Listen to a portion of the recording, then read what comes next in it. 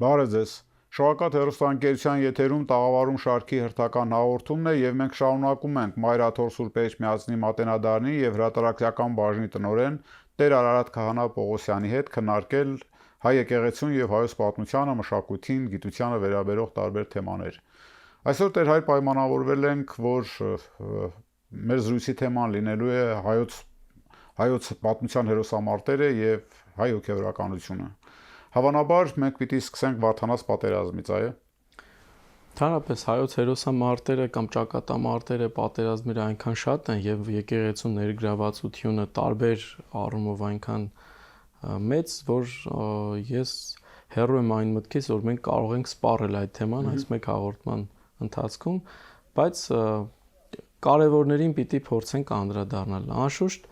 Վարդանաց պատերազմից չէ, մենք կարող ենք 1 դար առաջ ետ գնալ կամ 1.5 դար առաջ։ Մենք գիտենք, որ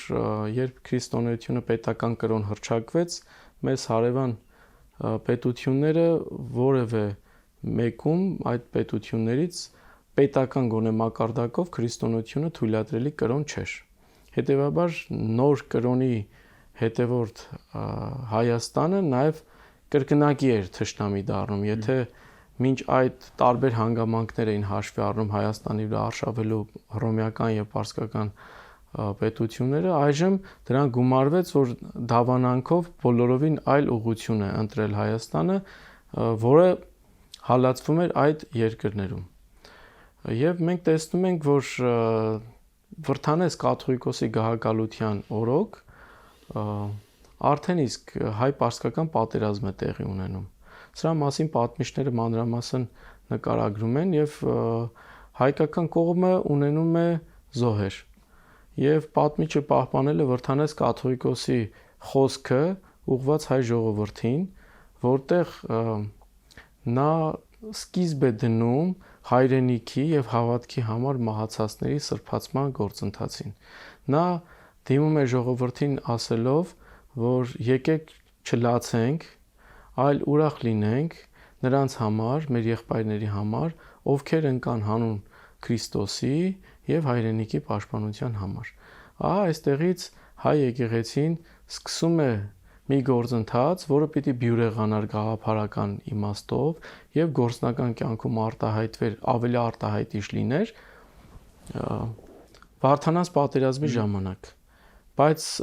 մինչև Վարդանաց պատերազմը ոչ միայն Վրդանես կաթողիկոսի այս խոսքերն են եւ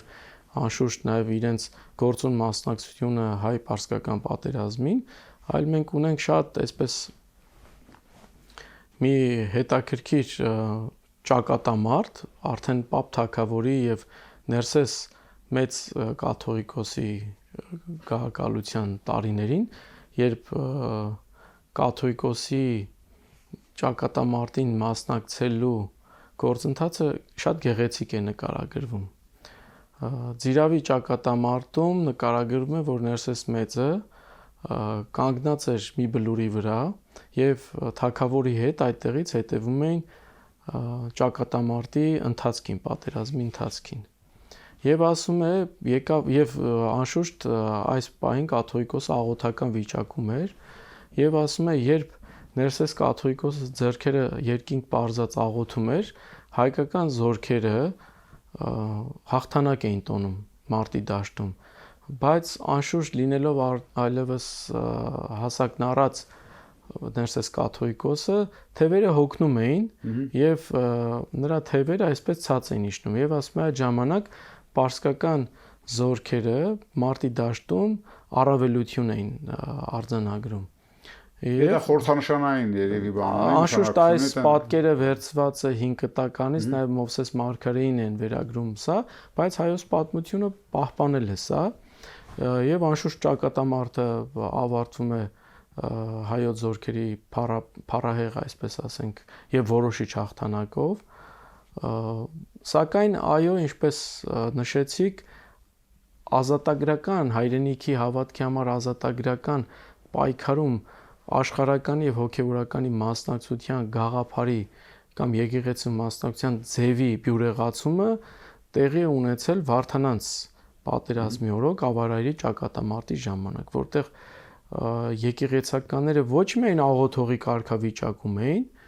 այլ նաև նրանք մարտի դաշտում առաջին շարքերում էին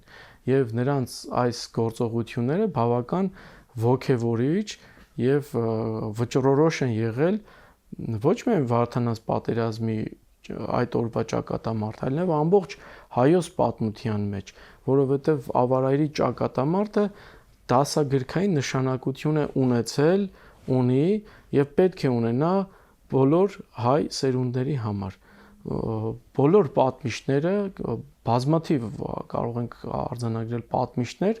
անդրադարձել են Վարդանանց պատերազմին, Ավարայրի ճակատամարտի նկարագրությանը եւ դա եղել է հայկական ծխական դպրոցներում այսպես դասագրքային նմուշ օրինակ։ Եվ պետք է ասել, որ դա իր արդյունքը տվել է։ Մենք տեսնում ենք զինվորյալ հոգևորականների տարբեր հայ ժողովրդի կյանքում վճռորոշ պատերազմների, ճակատամարտերի մեջ անշուշտ ավելի ցայտուն օրինակները գալիս են։ Դե եկեք մի քանի բան խոսենք Վարդանանց պատերազմից, հա, ես որքան տեղյակ եմ, Պարսից պատմագրության մեջ Ավարայրի ճակատամարտի մասին ոչ կա եւ նույնիսկ պատմում են, որ երբ շահը Երևան է եկել, Պարսից շահ համալսարանում ուսանողության առաջ ելույթուններից ասել է, որ հայ եւ պարսիկ ժողովրդի մեջ երբևէ այդպես մեծ պատերազմներ չեն եղել, ուսանողները մոստացել են եւ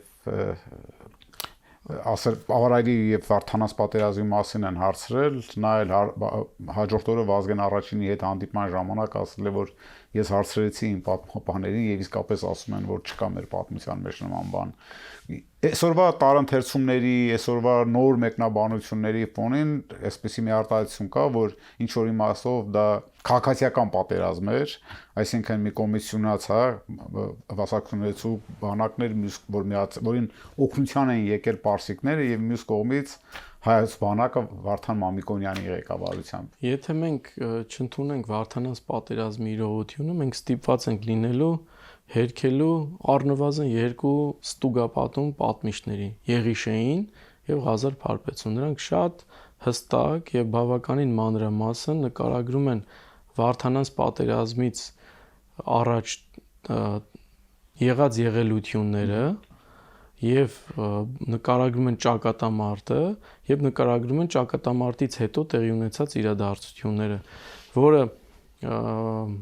գրեթե մեկին մեկ համապատասխանում է այն իրականությանը, որ կարող են կարդալ ընդհանրապես աշխարհաքաղաքական պատմությունը, աշխարհի քաղաքական պատմությունը այդ օրերին պարսկական տերության վարած քաղաքականության։ Ինչ վերաբերում է չհիշատակելուն, այն ինչ որ մեզ համար կյանքի ու մահվան իրողություն էր, կարող է պարսից պատմագրության համար աննշան մի երևույթ լինել։ Ի վերջո իրենք նվաճողի դերում էին, մենք այսպես պաշտպանվողի դերում եւ անշուշտ դրանք համարժեք չեն։ Մենք չմոռանանք, որ Արևելյան Հայաստանը արդեն միացած էր պարսկական տերությանը, իսկ թագավորության կործանումից հետո այն վերածվեց մարզպանության եւ նրանց համար սեփական կրոնը կամ սեփական ազդեցությունը տարածել իրենց առօրյա արտաքին քաղաքականության մաս էր կազմում եւ հայերը այդ քաղաքականության հայերը եւ Հայաստանը, Արևելյան Հայաստանը գոնե կազմում էին այդ քաղաքականության մի մասը։ Իսկ հայերի համար, երբ մենք ընթերցում ենք Հասկերտ II-ին ուղված պատասխանը, մեզ այս հավատքից չեն կարող բաժանել ոչ հուրը, ոչ սուրը, ոչ հրեշտակները, խոսում է նրա մասին, որ որքան մեծ կարևորություն ունի հավատքից չհրաժարվելը հայ ժողովրդի համար։ Պարսկական կողմը ինչ էր առաջարկել։ Առաջարկել էր ընդունել զրադաշտականությունը, ապրել ուրախ, անվտանգ։ Բայց հայկական կողմի համար այնքան կարևոր էր այդ հավատքի փոփոխությունը կամ չփոփոխությունը, որ նրանք Հասկերտին այնքան համարձակ եւ այնպիսի վճռորոշ պատասխան են տալիս, որ Հասկերտը ստիպված ինքն էլ զարմացած պատասխանի համարձակությունից պատասխանը տվողներին պահանջում է ներկայանալ տիզմը, Դեր հայ հավանաբար ճիշտ է փաստը, որ միայն հայերին չէր պարտադրվում իրենց կրոնը, այլ կայսրության մնացած ազգերին էր, վրաց ժողովրդին նույնպես։ Ուրիշ ազգեր էլ եւ բոլոր տեղերում ապստամբություններ էր եղել եւ նույնիսկ ասում են, որ մինչ ավարարի ճակատամարտը, չէ, ոչ ոք չի ասում, եղելության իսկության վրա որևէ կասկած չկա։ Դուք ճիշտ եք ասում, թե ինչի համար պարսկական պատմագրության մեջ կարող է չլինել, բայց Նաև կա տեսակետ, որ Հասկերտ առաջինը այն մոգերին, ովքեր խորհուրդ էին տվել այդպես կրոնափոխության, դավանափոխության գաղափարը, արդեն գլխատել էր մինչև այնքան շատ ապստամբություններ են եղել, որ պատժել էր արդեն մինչ ավարայրի ճակատամարտը։ Դե մենք տեսնում ենք, որ ավարայրի ճակատամարտից հետո որոշակի նաև իրենք անդրադարձան իրենց վարած քաղաքականությանը, հասկացան, որ այդ ճանապարհով հնարավոր չէ, սկսեցին սիրաշահելու քաղաքականություն եւ մեծ արտոնություններ էին տալիս այն հայ իշխաններին, ովքեր կամավոր ընդունում էին զրադաշտականությունը։ Սա էլ հաջողության չհասած քաղաքականություն էր, որովհետեւ Վարդանանց պատերազմից մի քանի տասնամյակ անց մենք տեսնում ենք Վահանանց պատերազմը, որն էլ այս դեպքում կամավոր սիրաշահումների արդյունքում, արտոնությունների արդյունքում զրադաշտականություն ընդունած հայ իշխանների եւ պարսից զորքի դեմ ապստամբություն էր, որովհետեւ Վահանանց պատերազմից հետո Նվարսակի հաշտության պայմանագրով կարծես թե պարսկական տերությունը հասկացավ, որ պետք է ձեռք քաշել հայ ժողովրդին զրադաշտականություն պարտադրելուց եւ արտոնություններ չտալ այն հայ իշխաններին, ովքեր կամավոր արտոնությունների կամ այո սեփական շահերի համար կրոնափոխ կլինեին եւ դա տեղ գտավ նաեւ պայմանագրի պահանջներից մեկում։ Այս իմաստով Պարսկաստանի վարած քաղաքականությունը հայ ժողովրդի եւ Հայաստանի նկատմամբ կրոնափոխ անելու ցախողվեց եւ արձանագրվեց հաջողությունը Նվարսակի պայմանագրով հօգուտ հայ ժողովրդի։ Դեր հայր, որպեսզի մի անգամից չգանք հասնենք 20-րդ դար մեր մայիսյան հերոսամարտեր, եկեք հա ճիշտ է դուք ասում եք շատ են ճակավ, 1-2-ը կարող ենք հա ասենք թվարկել Ես կուզեի այսպես առանձնահատուկ օրինակներ բերել, որ հայ ժողովրդի ազատագրական պայքարին եկեղեցու մասնակցությունը միայն չի դրսևորվել ճակատամարտերում հոգևորականի զենքը ձեռքին մարտնչելիս, դա ավարայրով բյուրեղացվեց եւ եկեղեցականը բոլոր պատերազմական իրավիճակներում բերել է իր նպաստը բանակցությունների վարելով, միջնորդություններով, այս իմաստով հատկանշական է, որ հենց հայոց եկեղեցու ծոցում ծնվեց հայ ազատագրական լեգենդը, որը այսպես պահպանվեց եկեղեցու ծոցում, եկեղեցական գրականության մեջ, դա հայկական թագավորությունը կործանվելուց հետո վերստին այն գտնելու մասին է։ Հայ ազատագրական լեգենդի մասին բազմաթիվ ուսումնասիրություններ կան եւ դրանց մեջ առանձնահատուկ տեղ է զբաղեցնում պատմաբան Աշոտ Հովհաննիսյանի աշխատությունը նվիրված հենց հայ ազատագրական լեգենդին, ինչպես ձևավորվեց, ինչպես զարգացավ եւ ինչ էր ենթադրում այդ ազատագրական լեգենդը։ Դա հայոց եկեղեցու ծոցում ծնված, ինչպես նշեցի, տեսիլք էր, այսպես ասած, որի նպատակը վերստին հայոց թագավորությունը անկախացած տեսնելն էր եւ դրա համար եկեղեցին պատրաստ էր բառի իսկական իմաստով ամեն ինչի։ Հոգևորականները պատրաստ էին սեփական անձը ուրանալ, զոհել հանուն Հայաստանի անկախության կերտմանը, վերստին անկախ լինելու։ Բայց այդ գործընթացը միայն չէր ընթանում ճակատամարտերին մասնակցելով։ Հայոց կաթողիկոսները հաճախ հանդես էին գալիս որպես ազատագրական շարժում սկսելու նախաձեռնողներ, երբեմն այդ շարժումը սկսած դիվանագիտական խմբերը իրենք էին առաջնորդում կամ հենց եկեղեցականներ էին առաջնորդում, որը բավականին վտանգներով լի էր։ Օրինակ ես կառանձնացնեի շատ կարևոր ազատագրական պայքարին վերաբերող ժողովներ 1547, 1562 եւ 1677 կամ 78 թվականների ազատագրական ժողովները։ Դրանք հրավիրվել են ամենայն հայոց կաթողիկոսների նախաձեռնությամբ, իրենց նախագահությամբ եւ նրանցից երկուսը եղել են ազատագրական պայքարը առաջնորդող դիվանագիտական խմբի առաջնորդները, այսինքն պարսկական եւ թուրքական իշխանությունների ներքո գումարել Սուրբ Էջմիածնում նրանցից երկուսը եղել են Սուրբ Էջմիածնում։ Նրանց, այսպես ասած, հայացքին շատ մոտ այդ լրտեսական ցանցի ներքո գումարել այնպիսի գաղտնի ժողով, որտեղ քննարկման պիտի դրվի Հայաստանի ազատագրության հարցը եւ այդ հարցի վերաբերյալ թե ում պետք է դիմել օգնելու ազատագրել Հայաստանը թուրքական կամ պարսկական լծից, եկեք համաձայնենք, որ բավականին ռիսկային եւ շատ վտանգավոր էր հենց իրենց անձերի համար։ Բայց եկեղեցին, ինչպես նշեցի, Հայաստանի եւ հայրենիքի ազատագրության համար պատրաստ էր բառի իսկական իմաստով ամեն ինչի։ Եվ այս դիվանագիտական գործունեությունն էր, որ հետագայում պիտի արդյունք տար, այսինքն այս ամենի հետևանքն էր, որ Իսրայել օրին պիտի հայտնվեր, այնուհետև Հովսեփ Էմինը, այնուհետև Հայաստանի ազատագրության այս կամ այն գործիչների կողմից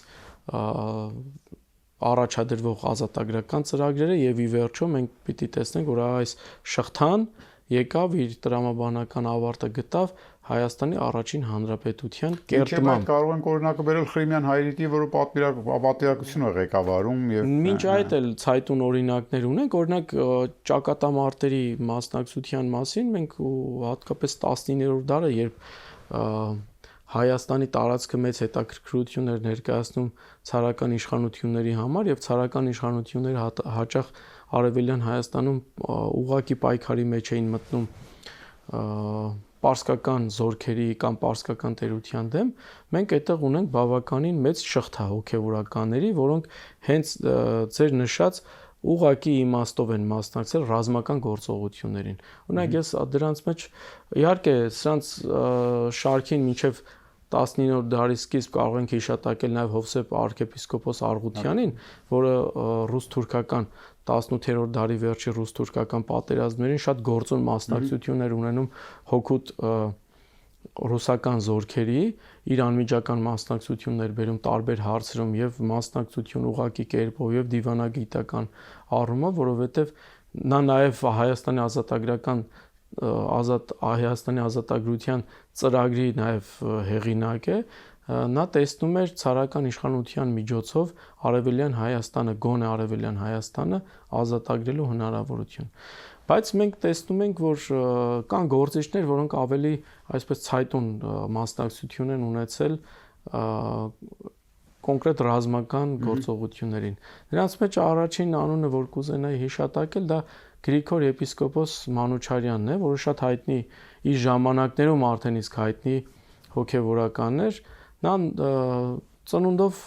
Տաուշից էր, նոր Վարագավանքի հոգևոր առաջնորդն էր։ Եվ տեսնում ենք, որ արդեն 1803 թվականին այսպես ռուսական զորքերի եւ պարսկական զորքերի միջև բախումներում հատկապես նրա անունը հիշատակել է Ցիցիանովի առաջնորդած ջոկատի եւ պարսկական իշխանությունների, այսինքն պարսկական զորքերի միջև բախումներում, ինչպիսի մեծ ներդրում է ունեցել Գրիգոր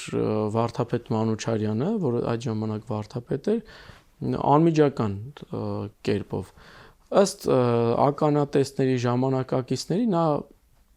ձևավորել էր 500 հոգանոց ջոկատ, ինքը անձամբ առաջնորդում էր այդ ջոկատը, հոգևորականի այսպես հագուստին եւ իր ձեռքի խաչին նաեւ զուգահեռ ուներ զենք, հեծնում էր ձի եւ իր ձևավորած ջոկատով մասնակցում էր ռազմական գործողությունների։ Նա այնքան մեծ ներդրում է ունեցել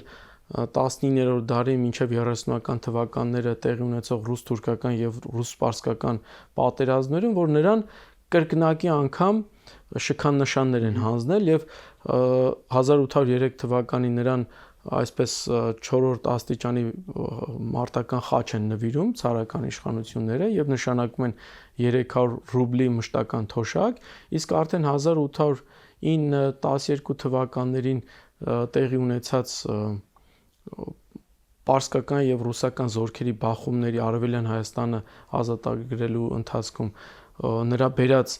անմիջական նորից մասնակցություն իր ջոկատի հետ, այնքան մեծ է լինում, որ այս անգամ ցարական իշխանությունները նրան պարգևատրում են ավելի բարձր շքանշաններով, Սուրբ Աննայի եւ Սուրբ Գևորգի շքանշաններով եւ 300 ռուբլի թոշակը դարձնում են 600 ռուբլի։ Այսինքն կան գովեստի խոսքեր բարձր հրամանատարության կողմից ուղված հենց Գրիգոր եպիսկոպոս Մանուչարյանին։ Այստեղ նաև պետք է արժանին մատուցել անշուշտ նաև Ներսես եպիսկոպոս աշտարակեցուն, որը հետագայում դարձավ կաթողիկոս, որի անմիջական մտահղացմամբ, նախաձեռնությամբ, անմիջական այսպես գործողությունների արդյունքում ձևավորվեց հայ կամավորական ջոկատները, որոնք հենց նրանց իսկ առաջնորդությամբ նրա հարություն Վարդապետ Ալամդարյանի Թիֆլիսից ուղևորվեցին եւ միացան ռուսական այն զորքերին, որոնք զբաղվում էին կամ որոնք պատասխանատու էին Արևելյան Հայաստանի ազատագրմամբ։ Նրանք անմիջական եւ առաջին շարքերում իդեպ մասնակցություն ունեցել 1827 թվականին Երևանի Բերդի գրավմանը եւ այդ ջոկատները ունեին իրենց դրոշը, զինանշանը, պահպանված էր լեզուն, որ հրամանները պիտի տային հայերեն եւ այդ ամեն ինչը Ներսես աշտարակեցու շնորհիվ էր։ Իդեպ այս կամավորական ջոկատները հետագայում նաև դարձան հիմքը ֆիդայական շարժման մեջ որոշակի իմաստով գնդերի ստեղծում։ Այո, դրանք էլ հետագայում առաջին աշխարհամարտի ժամանակ հայկական կամավորական գնդերի ստեղծմանը այսպես կորիզը դարձան, իսկ հայկական կամավորական գնդերն էլ ըստ էության դարձան Սարդարապատի կերտողները, որը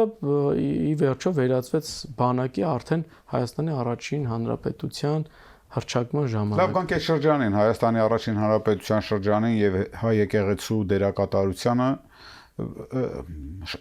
շատ հայտնի փաստ է, հա Գևորգ Սուրենյանց կաթողիկոսի հայտարարությունը, Էրմիասից չհեռանալը եւ այլն եւ զանգերը, որ ղողանջում էին։ Մենք ունեինք բանակ։ Քիչ առաջ որ ասում էինք, հա կամավորական գնդերի հիման վրա նաեւ ռուսական բանակում ծառայող սպայակազմի եւ զինվորների այսպես կազմվածքով միասնությամբ մենք ունեինք բանակ, որը Թովմաս Նազարբեկյանն էր ղեկավարում եւ կար աշխարհազոր։ Հիմա դրանց արանքում, դրանց միջև, դրանց դիմաց, հա արշևից գնացող նաև ոգևորականություն։ Այստեղ էլ կարող ենք թվարկել անուններ, որոնք ոչ միայն խաչով, այլ նաև զենքը սուրը ձեռքին էին, հա, մարտնչում։ Ես կարող եմ օրինակները մի քիչ ավելի ներքև իջնել, անշուշտ Սարդարապատը շատ քննարկված թեմա է, բայց մենք մոռանում ենք, որ 1915 թվականի ցեղասպանության օրերին այն տեղերում, որտեղ կազմակերպվել էին ինքնապաշտպանական մարտեր, հատկապես նկատի ունեմ Վանում, Այգեստանում եւ Քաղաքամիջում, պակաս կարևոր չէին հոգևորականների դերը եւ մասնակցության եւ խորհրդատվության եւ դիվանագիտական։ Ես այստեղ մի բան ունեմ, այսինքն ամբողջությամբ կեղծուսին է հա բանը կարծիքը երբեմն այդպես ասվում է էլի որ ցեղասպանության մեջ նաեւ բանը իր դերակատարություն ունեցավ հայ եկեղեցու հնազանդության քարոզը։ Բացարձակ չի համապատասխանում իրականությանը։ Մենք խոսենք այդ մասին։ Բացարձակ չի համապատասխանում պատմական իրականությանը, որովհետեւ այս ընթացքում եկեղեցին եւ եկեղեցականները հաճախ հանդես են եկել ինքնապաշտպանական մարտերի կազմակերպիչներ, խորհրդատուներ, դիվանագիտություն են վարել, նրանց վարած դիվանագիտության արդյունքում որոշակի նաեւ հայրենակիցներ հնարավոր է եղել փրկել։ Օրինակ մի դեպք նկարագրեմ 18-րդ դարում, երբ թուրքական զորքերը արշավում են Արևելյան Հայաստան, որը այդ ժամանակ գտնվում էր պարսկական իշխանությունների ներքո, երբ հասնում են Երևանի Բերդին եւ պետք է գրավեն, հայերը օգնություն են խնդրում Երևանի խանից, որը այդ ժամանակ չի կարողանում օգնել կամ չի ուզում օգնել։ Եվ Աբրահամ Երևանցի պատմիչը նկարագրում է, դա շատ հստակ գրած է, ասում է Սուրբ Սարգիս եկեղեցու Գրիգոր Վարդապետը Երևանի իշխաններից ստեղծեց մի խորհուրդ, ժողով գումարեցին եկեղեցու մեջ եւ որոշեցին ինչպես պաշտպանվել, ինչպես կարողանալ կազմակերպել այդ պաշտպանությունը։ Մենք տեսնում ենք, որ եկեղեցին կամ եկեղեցականները ոչ թե այսպես հանձնվելու գուցե պատմության մեջ նաև եղել են դեպքեր, որ այդ դեպքերում քիչ դեպքերում հոգևորականները նաև հակված են եղելու հավատալու նրան, որ իրենց չեն կոտորի, իրենց չեն սպանի, բայց դրանք այնքան փոքր են այն դեպքերի եւ այն գաղափարական մոտեցման դեմ, որ եկեղեցին նման դեպքերում հանդես է եկել ողջամտության սահմաններում, այսինքն եթե հասկացել է, որ այսպես թե այնպես կոտորած անխուսափելի է, ձեռնամուխ է եղել ինքնապաշտպանական, այսպես մարտեր կազմակերպելու եւ դրանց շնորհիվ մենք գիտենք բավականին հայրենակիցներ կարողացել են փրկվել։ Նույն ասացինք Գրիգոր Մանուչարյանի անունը, Գրիգոր Մանուչարյանը մի հետաքրքիր դեպք է ականատես է լինում, երբ Եփրեմ Զորագեղեցի կաթողիկոսը հաղպատում է լինում, պարսկական զորքերը շրջապատում են հաղպատը, որպեսզի գերության վերցնեն կաթողիկոսին, ռուսական զորքերը խնդրում են, որ Գրիգոր եպիսկոպոս Մանուչարյանը միջամտի եւ նա իր հետյալներով ճեղքելով այդ պատնեշը պարսկական զորքերի մտնում եւ կաթողիկոսին անվտանգ հեռացնում է, այսինքն խոսել ձեր նշած իրողության մասին, որ եկեղեցին